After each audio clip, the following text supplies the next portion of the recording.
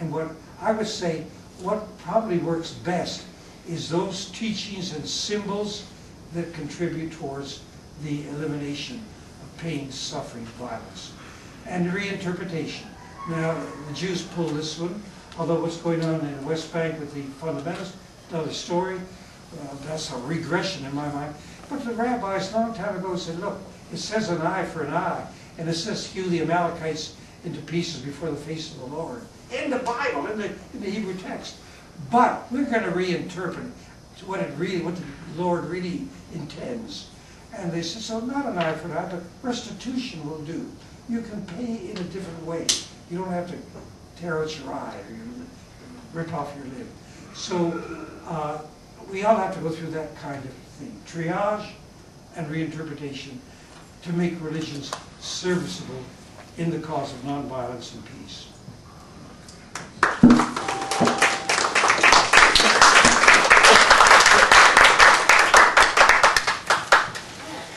Okay, our next speaker is someone who actually took part in the discussion at St. Paul University last year. This is Cindy Gaudet. She is Métis woman from Saskatchewan. She has completed her master's degree in Aboriginal Studies with a focus on Métis history, memory, and woman. She has recently started a doctorate program at the University of Ottawa in Human Sciences, and she is the founder of Moon Lodge Canada, which is committed to inspiring a greater awareness and appreciation of the value and richness of Indigenous knowledge, spirituality, and its teachings. And therefore, she is just the right person to talk to us about this, about violence in religion, or non-violence. Thank you, Dr. K. Can you hear me back there? I recognize some friends from last year. Nice to see you. My name is Cindy Gaudet. My Indian name is Kamunakochiketisqueo. It means woman who creates beauty. And I received my name in a tent shaking ceremony back home in Saskatchewan with the Cree people. And part of this ceremony, which is part of the traditional practices of the Aboriginal people, was we sit in a room. First we have a sweat ceremony in a lodge, which is about going back to the womb of mother. It's in darkness, it's in balance, there's a fire outside. All the stones represent the grandfathers and grandmothers, our ancestors. Then we enter on our hands and knees like we're walking back to the womb into the sweat lodge in total darkness and in prayer and in drumming and moving through the 4 directions, which is part of our spirituality. Then we move into this tent shaking ceremony, and at that point we're in total darkness. There's a medicine man who is inside a tent, tied up, and we all put our prayer bundles around this tent. Now at one point we get to go around the room, and we each get to ask one question, and the medicine man or woman will respond in the traditional language. So at this point, it was my first time in this tent shaking ceremony. I asked the elder, I said, what are our tent shaking, why do we have tent shaking ceremonies? He said, it's to shake our reality.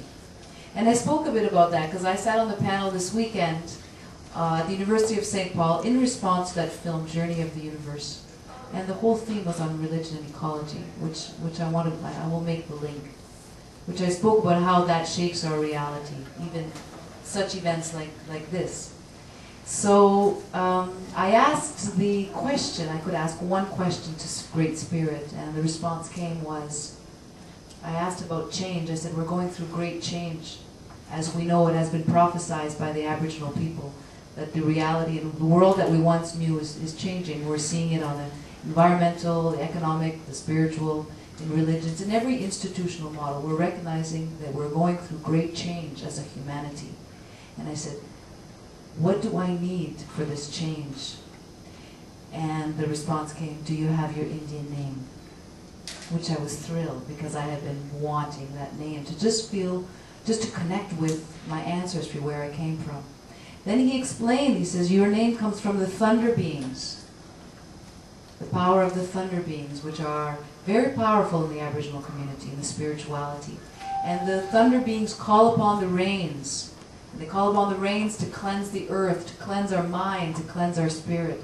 And on the other side of the rain is where you came, to bring newness, new thought, new consciousness. And also to part of my work, I realized, as I've been developing the relationship to the spirit of my name, is to recover the beauty and the goodness of our people.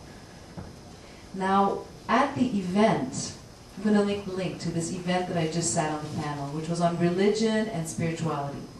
Things got a little heated in the debate. There was religion versus spirituality.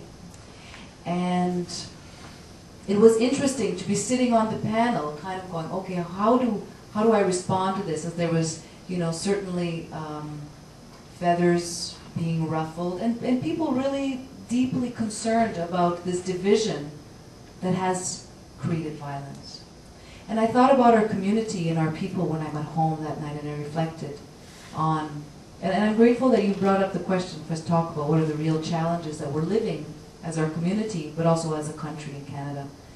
And I reflected on this dialogue that we had, this conflict that we were really experiencing last weekend as we were journeying to the beautiful universe, as you mentioned, and the challenges of that film, but what it brought up for people. So as I reflected on the traditional ways that I didn't grow up in, I grew up in a Catholic tradition. And through my healing journey and going back to my roots and going back to my ancestry, I was able to go back and recover, wow, that those teachings and those ceremonies and those traditions that are being called for at this time.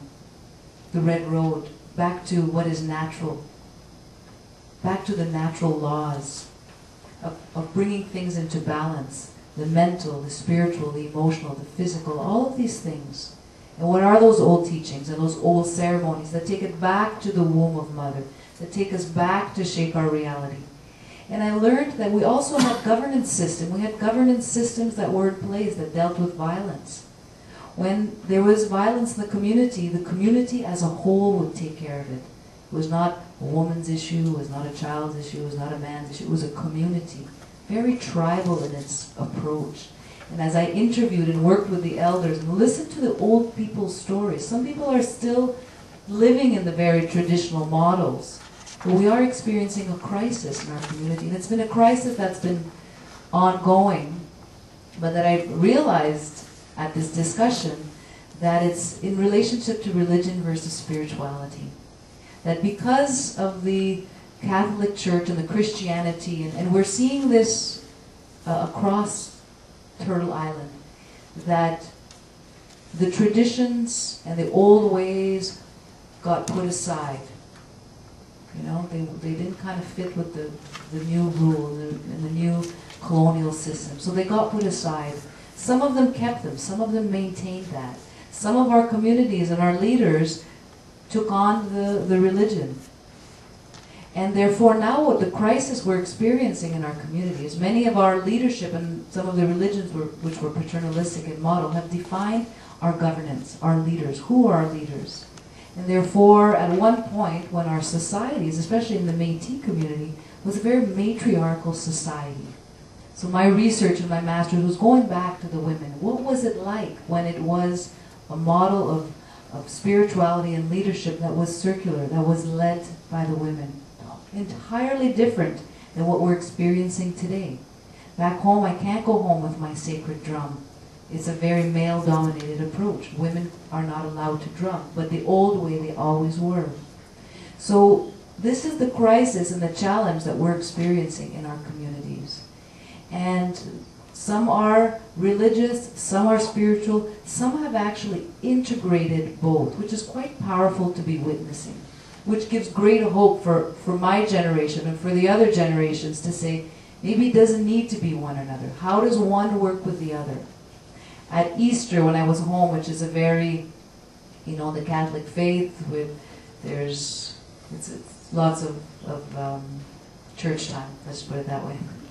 And when in our communities, we had 4 days of fasting and 4 days in sweat ceremonies, happening at the same simultaneous time, which was again very encouraging because there was no division. The boundaries of division between both dissolved. And it was incredible to also see how can we apply that to the next generations, because that's also part of our teaching. What are our decisions and our impacts that will have an effect for the next 7 generations? We know what the impact of the last 7 have impacted us today. We're living it. It's real. We are in a time of crisis. The 13 grandmothers say we're just in a time of illusion, where we want to wake up to what is truth, what is real, and back to that state of living harmoniously once again that all cultures and all people once knew. We all once knew that. The elders consistently replay that message. So when we look at what's the crisis in our communities with our youth, as I just started this doctorate program, which is the area I'm going to be working with with the Aboriginal communities, but mainly with the youth, that our number one killer of violence, an act of violence in this country is suicide. Is suicide. We are losing our Aboriginal youth. It is like an epidemic that's occurring in our communities. And it's a crisis. They are the next baby boomers. So the responsibility not only lies with us as an Aboriginal community, but as a whole, because there is a significant strain that is happening on this country as a result. And there is 1 minute left for me to talk. Yes, correct. Thank you. So I share that with you because it's something that is part of our challenges. It's also something that has obliged us as a community to recover our traditional teachings, recover our ways. And I did a shamanic ceremony with a medicine person a couple months ago. And what came with that, as I connected with one of my ancestors, they said, our ancestors are gathering. All of our ancestors are gathering. We are living the prophecy right now of coming together as one, for one common purpose. For one common purpose as a humanity.